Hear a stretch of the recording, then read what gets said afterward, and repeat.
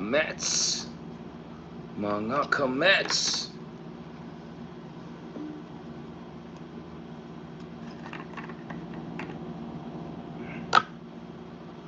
Let's go. Para sa bayan.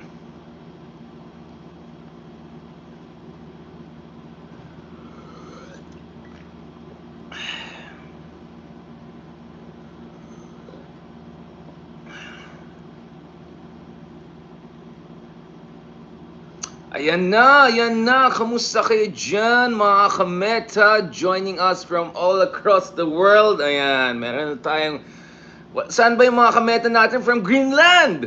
Yung mga hindi natin na-meet na nandun tayo sa Greenland. Ay, may mga kameta tayo from Denmark, from Sweden, from Oman, obviously Canada, US, gitnang silangan. Yung ating very conyo way of putting it. Yung mga kameta natin dyan, of course, from the Middle East. Meron pa tayong mga kameta from Kazakhstan, Central Asia, yan, all around the world. Meron tayong mga kameta rin from Africa, North Africa, Sub-Saharan Africa, across ASEAN, Japan, Korea, yan. Feeling international talaga tayo.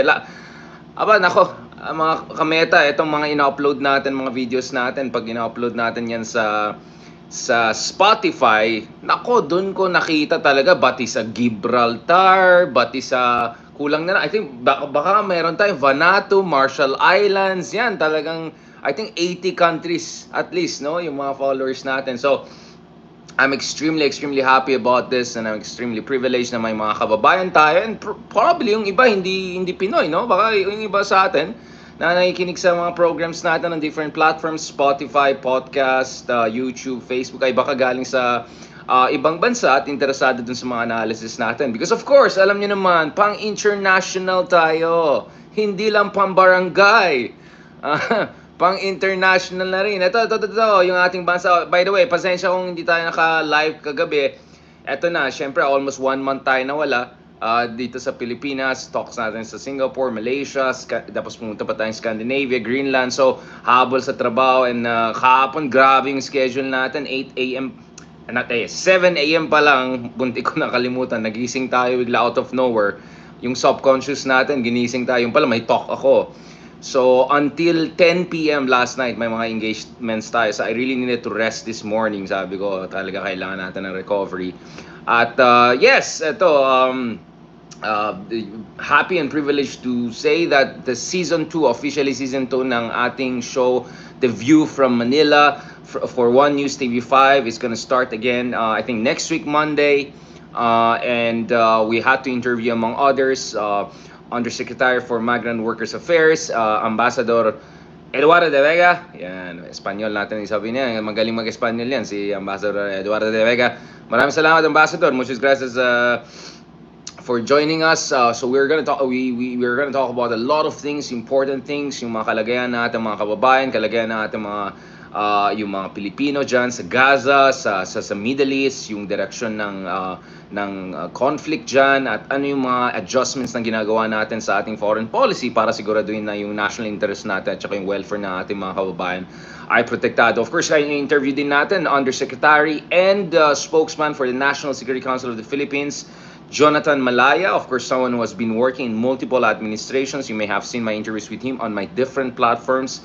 But this is going to be more serious, more direct, and it's one-on-one. And we're going to talk about many important things. West Philippine Sea, ayong insyol, anong plano ng Marcos administration to deal with China, ano yung future ng Philippine-Japan relations, Philippine-US relations, pag-usapan din namin yung communist insurgency, Bangsamoro, marami tayong pag-usapan. So please stay tuned dun sa ating mga other platforms and engagements. Now, of course, medyo mas serious type tayo. If you want to see my more scholarly, serious journalistic side, yan, panoorin nyo yung mga shows natin on television, although cable news to. But here, vlogs to. So please lang, yung mga nagko-comment dyan na may issue sila sa ating mga humoring and it's all, come on guys, cut me some slack, I'm almost 100%, 200% serious when we're on CNBC, CNN, BBC, whatever, or on my own television shows. But dito sa vlog, we want to approach things a bit differently, a little bit, add some humor, make things more interesting. Now, if you're not into the humor, at least wait for the analysis. And if you are not into watching me, at least bother to read some of our articles. As I said, I try my best to write meaningful, quality works because after all, yung inoccupy pa natin dyan na space, yung space na inoccupy po natin dyan sa ay, itong mga to. Nakakonect dyan. No, kasi ito mga kameta. Ay, ito kasi mga kameta, of course, the space I occupy in the Philippine Daily Inquirer is an extremely, that's precious space. This is where the constellation of words and beautifully, courageously crafted works by Conrado de Quiros used to be, used to be there in that space. So I want to make sure I dignify it. And then of course you're free to read yung mga articles natin for publications all around the world. Nikkei Asia in Japan, the National in United Arab Emirates, Asia Times in Hong Kong, South China Morning Post in Hong Kong. Of course you can check also my pieces for the New York Times, always in New York, for Foreign Affairs in New York, among others. So it's not easy to find my works. There are probably 2,000, 3,000 articles out there. I've lost count of how many pieces we have written, and of course some of you bothered to to go and even buy our books, no? So yun lang. I'm doing something different here, I hope. No, I don't think there are many people out there who do this mainstream, cutting edge, high quality journalism and academic work, and at the same time are doing humorous, semi-humorous, a little bit relaxed, informal vlogs. This is what I believe is gonna be my legacy. No, so I didn't do it as best as I can, but this is my legacy. Right? If there's one thing I'm gonna be proud about, is that we tried a different approach to things. No, and of course I'm very encouraged by ancient thinkers like Socrates, who said that you have to seduce people into truth. Right? You have to use all sorts of different techniques. The humor, art, so on and so forth, so that people appreciate critical thinking. So yun po yung tradition na ginagawa natin. Now, going back to this, of course, proud din tayo kasi marami tayong followers from not only different countries around the world, but from different political factions in the country around the world. May mga ka-DDS tayo, may mga ka-ex-Unitim tayo, may mga ka-BBM tayo, mga kapsad dyan. At of course, yung mga kasama natin, mga kakamping, among others. Of course, marami sa kakamping, galit pa yata sa akin dahil unfair daw ako sa opposition and all. But seriously, come on, guys. There are many people out there that should have known better and should have made their stand clear, because if you really care about the future of democracy in the Philippines, you're not going to be scared about sharing constructive criticism, even with those that who share your ideology and all. So everything I say is constructive criticism. And please don't talk about being picon or anything like that. I get bashed right and left all day, all years. But once in a while I have to put things into context. Ay, po. Damdam. Andito ako sa live. Okay, mamaya. So, anyway, ito mga kameta. Ito mga kameta. Please wag niyong pansinin yan nasa likod. Once... Ano ba yan? Tama yan! Okay, ito na. Let's go na to the analysis. Ang haba tuloy ng introduction natin. Dala yan ng kape. Alright? At saka, of course, mga kameta, ito na. Naka-meta colors tayo. No? Itong royal purple. Favorite color natin yan. Next to Tiffany. Teal. Yan. Let's talk about this. So, today, actually, kagabi, no? Ito na. Mukhang the alignments or realignments, medyo yung mga kampi-kampi are becoming clear. 1 second, mga kameta, kanina pa to, nakakainis na to. Yan, okay. Ay, naku, itong mga tao. Anyway, going back to this. Ito, mga kameta. Sorry talaga. Wala, ganyan talaga pag low budget production. Biglang yung Shopee nandyan, biglang yung Grab nandyan, biglang yung si Kuya pumapasok dito, si Ate pumapasok dyan. Anyway, let's go back to this. Mga kameta. So, as I said, and as I discussed with my co-host, Richard or Ronaldo Liamas, among others, and we're looking forward to RRL with Leloy also hopefully soon. Ito na, mukhang officially tapos na ang Uniteam or any illusion of a Uniteam. Mukhang tapos ng usapan na yan. Of course, there'll be some people who still pretend that there's a Uniteam out there because, this is Philippine politics. Alam mo naman, very sincere ang mga tao sa politika natin. But we know, de facto, tapos na yung usapan pagdating sa Uniteam. And I think the alignments, yung mga kampo-kampo ay lumalabas ngayon ahead of 2025 elections, no? Now, let's talk about this. So, interestingly, one of the persons that expressed support for the increasingly isolated Duterte camp is no less than Marcos. And the elder sister of the current president, of course, we're talking about Senator IMEE Marcos. Now, obviously, I'm not gonna make any comments about sibling rivalry, etc. Last time I wrote a thing about it a bit in a very balanced way for Nikkei Asia. Ayan, si Direk Team Yap. Sorry, sir. Hindi Team Yap. Anong pangalan nung director na yan? O basta yung director na yan. Alam mo naman, spokesman yan. Baka mapagalitan na, baka ma-comment na naman yung chaser natin. Mahirap na. So I'm not gonna go into those family dynamic stuff, right? Daryl, Team Yap, sorry about that. Related ba sila? Hindi naman siguro. Hindi, beshi natin yan si Team Yap. Yung isang Yap, hindi ko alam. Iba rin yung Yap na basketball, diba? Gilas, si Sir, ano. Okay, anyway, balikan natin ito. Ayan na naman tayo, mga Tito Boy Soto, at saka Teddy Locsin. Nagkakagulo na yung mga pangalan ulit. Ito na. Okay. So, I'm not gonna get into that. Baka mabash na naman tayo ni spokeswoman, whatever. Let's talk about just the politics about it, no? So, ito talaga, my statement si Senator, no, and presidential sister na she's gonna stick with the Dutertes through thick and thin. Diba? In fairness talaga, no? Talagang made in Malacanang level tong drama na ito, Ay. Eto na talaga. Please, hintayin niyo ako. Ang daming tumatawag eh. One second.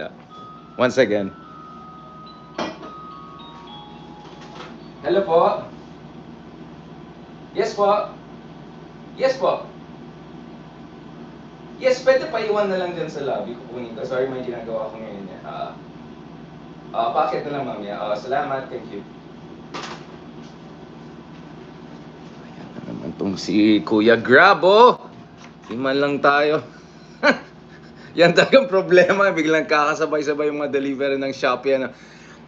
Nasira yung train of thought natin, Hindi naman. I know what I'm talking about. Wala yung kape. Anyway, let's get back to this, mga kamets. Nakaka-stress naman tong mga to. Kuya naman. Ay. James Yap. Yan. Sorry. James Yap. Ayan. Ganito mga kameta. Aminin ko, magaling ako sa numbers. I can remember GDP growth rates, which we're gonna talk about shortly. Alam ko yung GDP per capita, yung mga statistics, gano'n. Naalala ko yan, even if siguro. Pag nakita ko yung mukha mo once, forever ko na maalala yan, God willing, no? Pero sa pangalan talaga, yun yung medyo natin. So, sabi nga ni Isa, paano ka na maging politiko ngayon, di ba? Pag di mo alam yung pangalan, sabi ko, di maglagay tayo na dito sa, tenga natin. Ano ulit yung pangalan yung favorite aso nito? Di ba? Yung mga ganun, gagawin natin yan. Okay.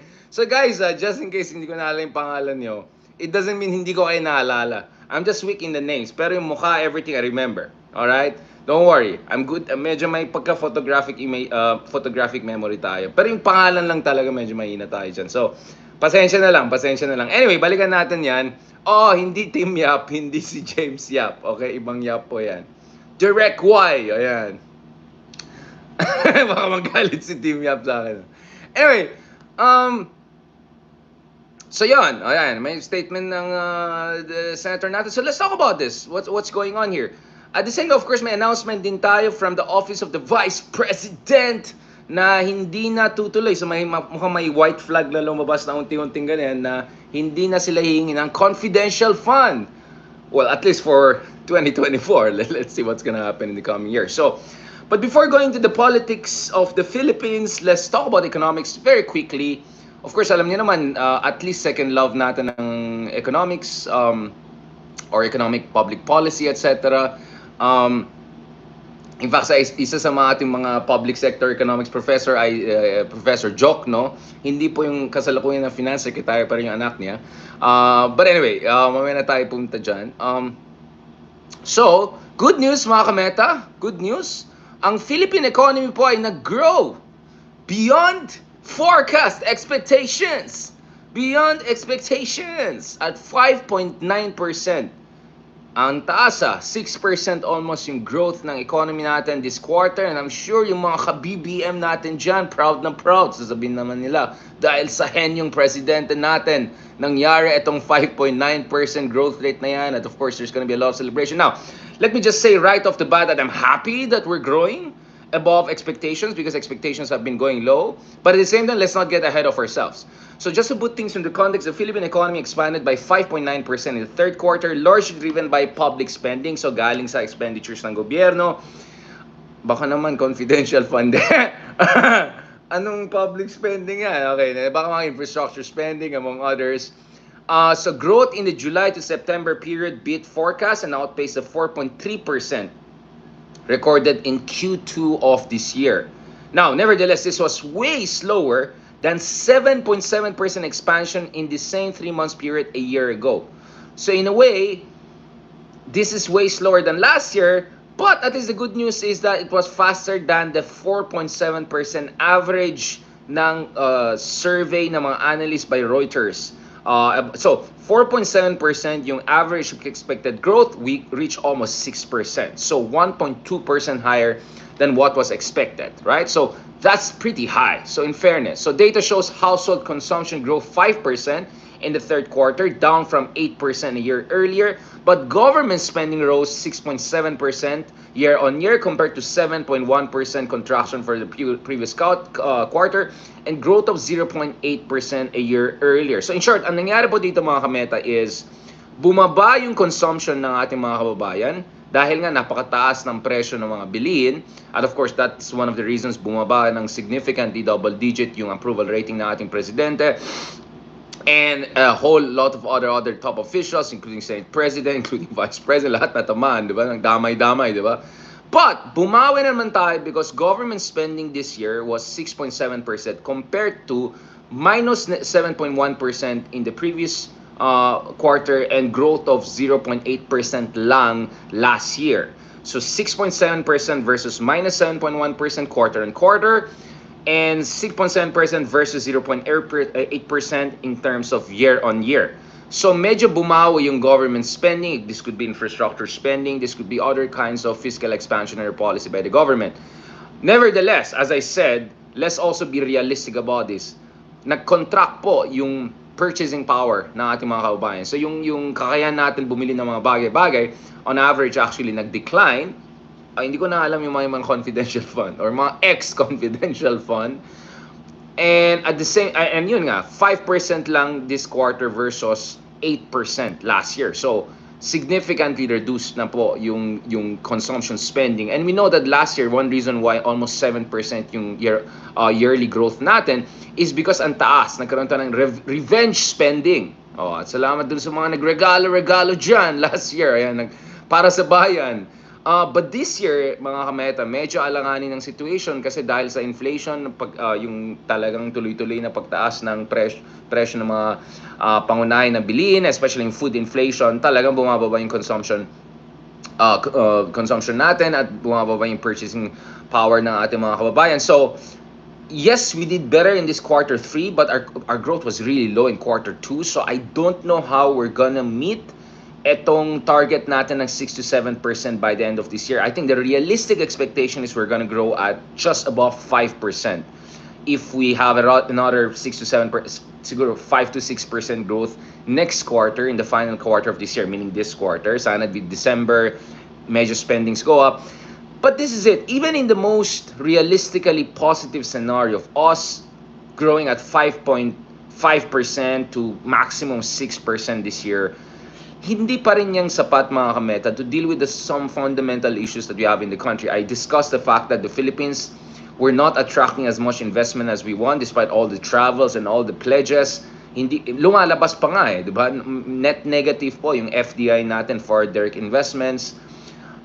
Yung purchasing power natin ng mga Pilipino. Now, remember, may population growth din tayo ng mga more than 2% annually.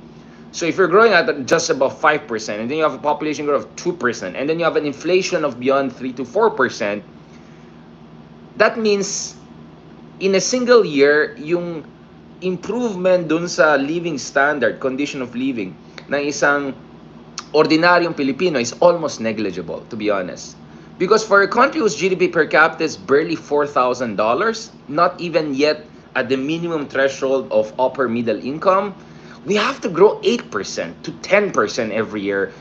And to be honest, we also need some sort of population management program to make sure, responsible family planning, etc., so that we're just at the replacement level in terms of population growth, so that yung per capita natin ay tuloy-tuloy. Kasi kahit naman mataas yung growth rate mo, kung hindi naman yan nagtitrickle down, kung ang taas naman yung population growth mo, bali wala rin yan eh. And the reality is that we're operating still from a very low base of high levels of food hunger, food poverty, and high levels of economic inequality. Alam niyo mga kameta, every time pumupunta ako sa abroad, especially dun sa mga napakayaman na bansa. So recently sa Scandinavia tayo. I mean, you cannot get posher than that, no? I mean, of course, you can get posher than that if you are in Emirates or something. But you get what I'm saying? Like, these are the wealthiest countries out there. Honestly, I see more Ferraris and Lamborghinis in Manila than in Europe. I saw more Lamborghinis and Ferraris in Manila, in just my area. I mean, I'm not even in the richest area or something like that, than in Italy even, right? I was in Milano, I was in Florence, I was in Venice, all of those places. Roma, wala, mas marami pa rin yung mga Italian sports car dito sa Pilipinas. Tapos ngayon may Tesla pang nalaman. Wala naman tayo matinong battery charging areas. And even if meron, ang mahal naman ng electricity sa Pilipinas. So, we have serious problems with economic inequality. We have serious problems with food inflation, among others. So, even growing at 6%, which is almost impossible or very unlikely this year, even that would not be enough, nearly enough. No? So we need to grow at 7 to 8%, and we need to grow with high quality growth, meaning bring in manufacturing investments, meaning create more added value added products, no? Get into semiconductor production, get into automobile manufacturing, bring jobs to more and more Filipinos, because yung underemployment din natin is double digit. And even yung official unemployment rate natin is highest in Southeast Asia. And Southeast Asia is not the richest region. It's a developing region, right? So when you put all of those things together, mga kameta, I'm happy that we're beating the dismal expectations. But at the same time, still very worried, because pag titignan mo yung kalagayan ng isang ordinaryong Pilipino, or even not so ordinary, katulad na ng mga middle class, mahal talaga. Life is very expensive dito sa especially sa Manila at saka malalaking syudad, no? So yun lang mga kameta. Mas marami akong nakita, promise. Bahala kayo ba? Maniwala saan, punta kayo dyan. Punta kayo dyan sa Florence and Venice, mga ganun. Ang nakikita kong luxury car dyan, mas marami akong nakikita ng German luxury cars. Florence and all. Anyway, sa Denmark naman, Copenhagen, mga ganun, puro nakikita natin mga Range Rover, yung mga ganyang cars. Not even one, like, Ferrari or Lamborghini. Punta ka lang sa BGC, ang dami makita mga Lamborghini na orange. Tapos yung mga ganyan, iba-ibang kulay, mga crayons. Anyway, mga kameta, let's get back to politics. Just a little bit of update on that. Alam niyo naman. Of course, also check yung mga analysis na ginawa natin with friends, among others, of course, yung ating kasama sa Nexus podcast episode sama natin, si Lele Claudio. We talk about industrial policy, trade policy, agriculture policy. So check those episodes when we go deeper into developmental state dilemmas and developmental state deficits in the Philippines, and why the Philippines has been left behind by a lot of its neighbors. Alright, pag-usapan natin yan separately also later on, but you can also check those vlogs. Ipopost ko yung link dyan sa baba, so don't worry about it. You can check those things on your own, and just put my name, Hey Darian, industrial policy, something like that. Stuff are gonna come out, don't worry about it. Alright, now let's get back to politics. Speaking of politics, mukhang a white flag is coming up. Eto na. Bait-bait talaga ni Mamo. Ito. So alam niyo naman mga kameta, may mga nag-challenge ng itong realignments ng mga funds. Bago tayo pumunta sa political realignments, doon tayo sa realignments ng funds and confidential funds. Of course, dinala na itong issue na to sa Philippine Supreme Court, no? questioning whether kung wala sa, line items dun sa budget, pwede ba biglang, in an arbitrary fashion, etc., ibibigay dun sa ibang office, especially kung yung confidential fund for that office is questionable. So, in light of all of that, nagkaroon ng statements si Vice President Sara Duterte, and so let's just listen to her statement dito, mga kameta. Di ba?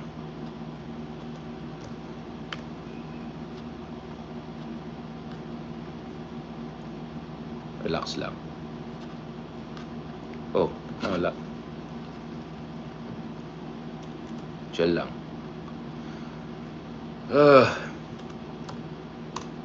Yan. Bakit ganun?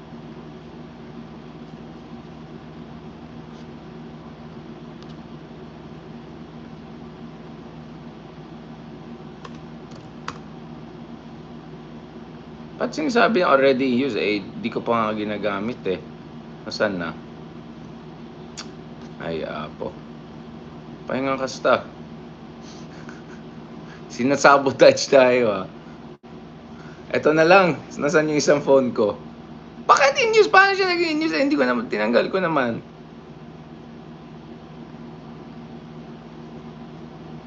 Sinasabotage tayo Ayan, ito na lang. Ba't ayaw naman niya? Excited pa naman tayo mga kameta.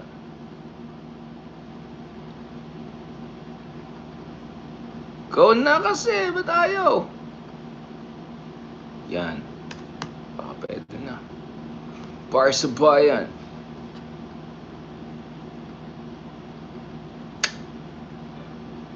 Ulitin natin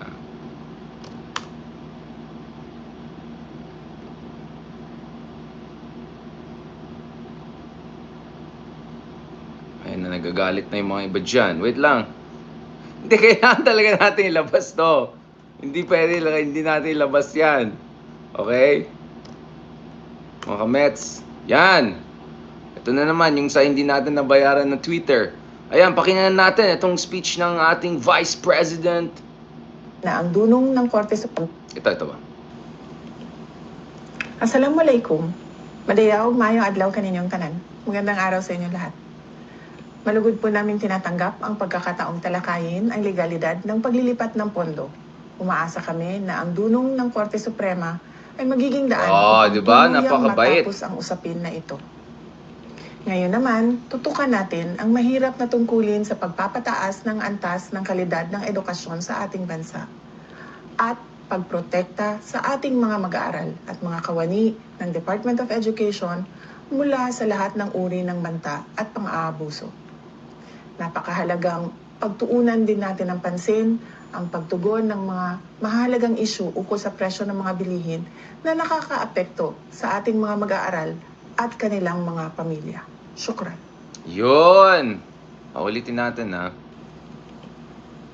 Assalamualaikum. Madayaw, mayong adlaw kaninyong tanan. Magandang araw sa inyo lahat. Malugod po namin tinatanggap ang pagkakataong talakayin ang legalidad ng paglilipat ng pondo.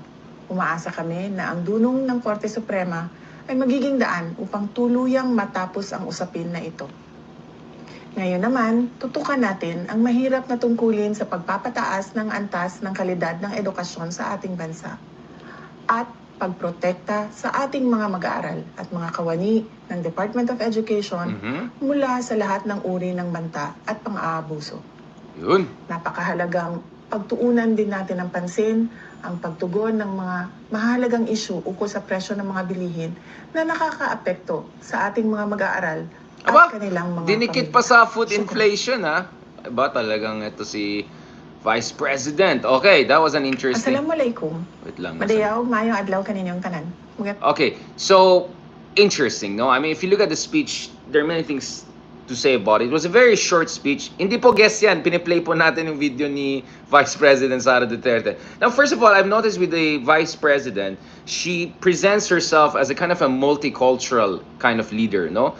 nakita natin dun sa isang address niya dun sa kanyang pagtawag for ceasefire sa Gaza, even ahead of, United Nations 120 people vote, even in, more or less contradiction to the position of the the abstention vote, although mahabang usapan, you can talk about it. Na interview po natin si Ambassador De Vega, underscore De Vega on that. So please watch for the explanation of DFA bakit yan ang vote nila. Anyway, doon ginamit niya yung word na shalom, no? So reaching out to the Jewish folks. And then dito naman, assalamu alaikum, shukran. So of course, yung parang in-address din naman niya yung mga Muslim nating kababayan. And then of course, nakikita din natin with SARA Duterte yung kanyang yung mga kanyang sinusuot, no, etc. She always tries to present herself as a kind of a multicultural leader. That's quite interesting if you look at it in a certain way. And of course, mestiza siya. She has, she has mixed heritage, etc. So that's quite interesting. I always found that one of the dimensions of the Dutertes that perhaps has not been as appreciated. Now, of course, I know yung mga negas na sabihin nila, ano lang yan, cultural appropriation lang yan, pakit lang yan, whatever. But I don't know. I mean, there are many moments when Dutertes in general, both the father and daughter, really, I think, shows certain degree of sincerity, if not full sincerity, di ba? Dito sa ganitong messaging niya. I haven't seen any other high-level Filipino officials trying to do this. So I think coming from Mindanao, her having a kind of a Jewish heritage, having also Muslim and Moro relatives, etc., perhaps, reflects there. Now, the other thing you notice dito sa kanyang speech is, very maamo, very mabait, very nice, very diba? So, kitang-kita natin, this is very different dun sa usually nakikita natin sa mga Dutertes na talagang matapang, ganun. Very different, of course, kay Digong, no? And this is also very different dun sa kanyang mga responses dun sa mga kritisismo laban. Anong ulit sinabi niya kila Franz Castro? Look at the tone, no? Cadence, look at the tenor of kanyang mga speeches when she was responding dun sa mga kritiko ng confidential fund. But now suddenly biglang iba yung approach, 'di ba? So you could see parang switch ng konti, 'di ba?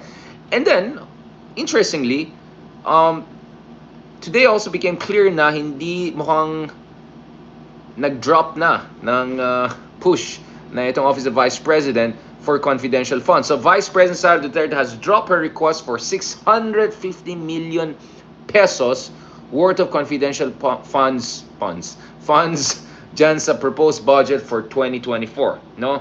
After naalala niyo yung speech niya just the other month about enemies of the people daw, kalaban ng bayan, yung mga nakikriticize daw sa confidential fund niya. Now, very different tone. You're seeing it here, no? Duterte said that she has withdrawn her confidential fund request because the issue has become divisive.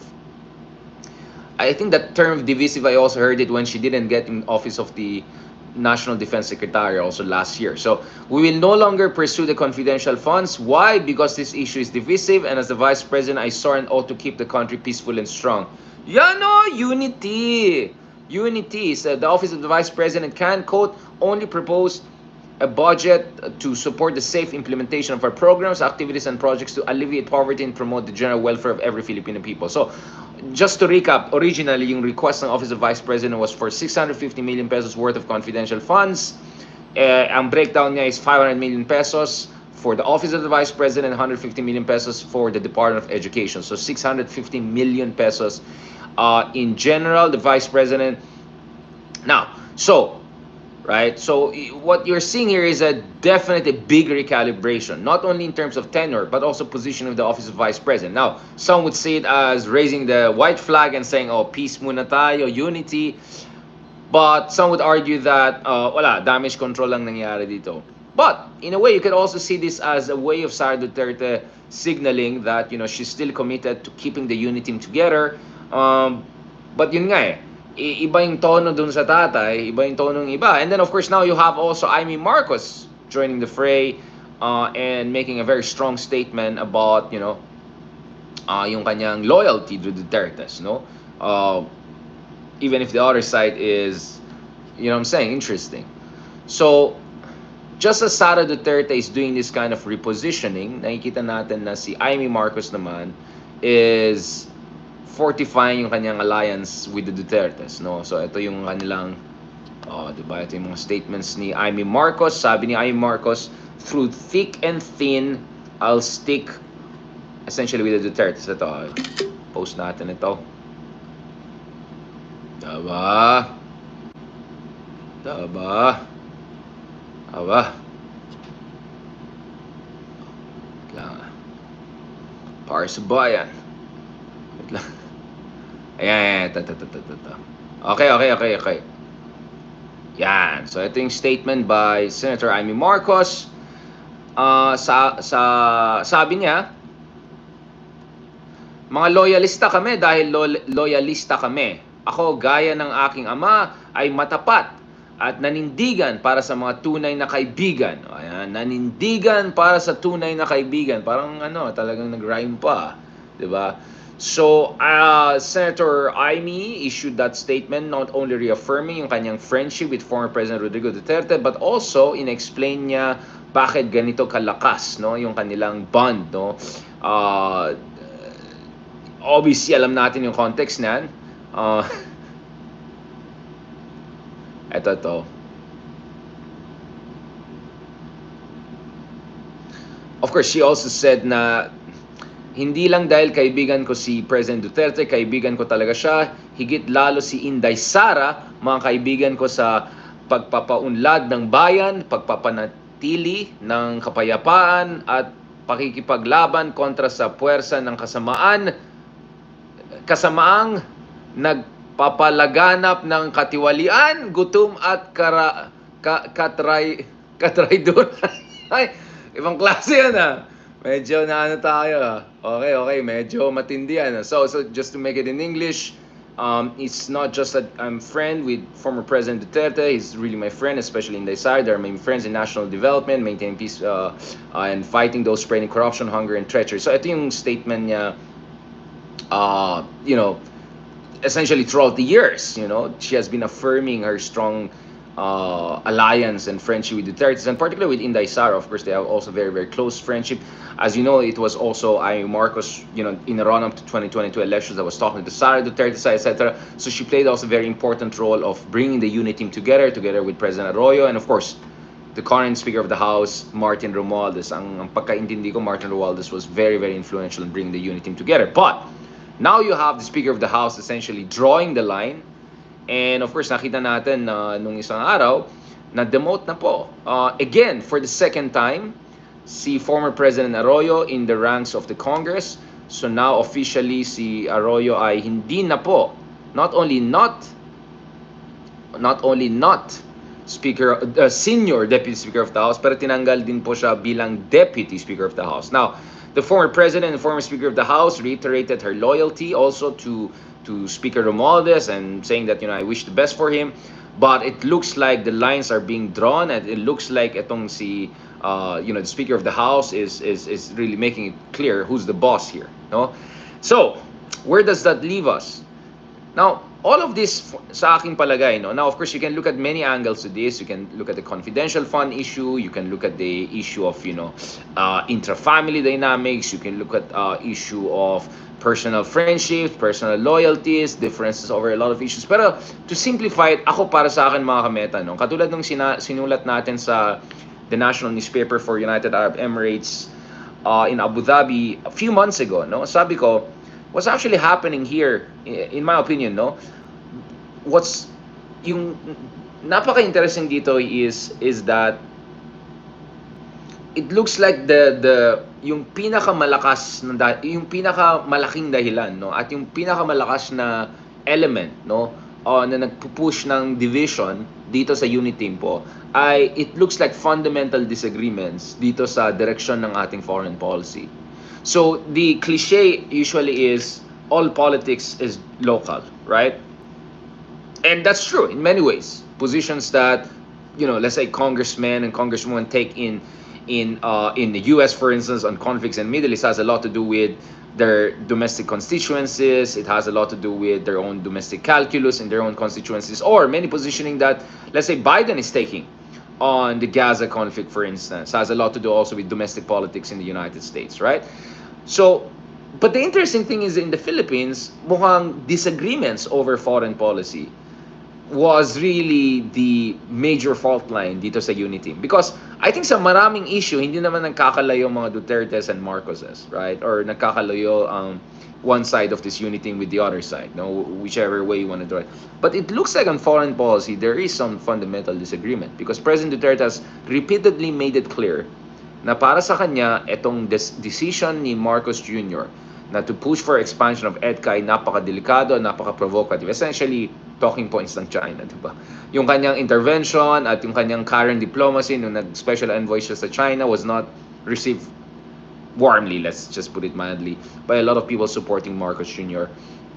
And of course, you also have other proxies, blaming, the Philippines for tensions in the West Philippine Sea by saying because we're asserting our rights, we're, ginagaslight na tayo, no? So what's happening here is that maraming mga liberals, medyo yung mga dilawan pa, yung mga medyo ibang kakamping pa, di ba? Pansin natin, alam natin, I know that for a fact kasi nakikita ko naman, what sabi, ay lumalambot na kay BBM at medyo bumabait na kay BBM. Some are actually working in the government in one way or another.